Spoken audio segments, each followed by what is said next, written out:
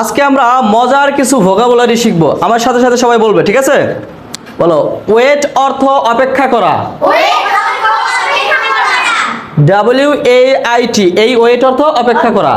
আবার আরেকটা ওয়েট আছে, WEIGHT, ওয়েট, ওয়েট অর্থ ওজন করা। সবাই বলো, ওয়েট অর্থ ওজন করা।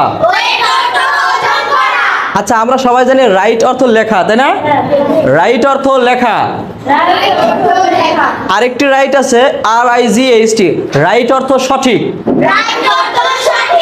আবার RIGHT, এই একই রাইটের আরো একটি অর্থ আছে যার অর্থ অধিকার। বলো, রাইট অর্থ অধিকার।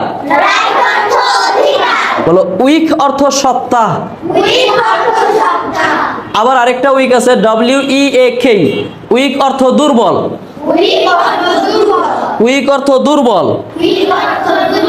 আচ্ছা, আমরা ইয়ার অর্থ জানি কি? কান। ইয়ার অর্থ কি?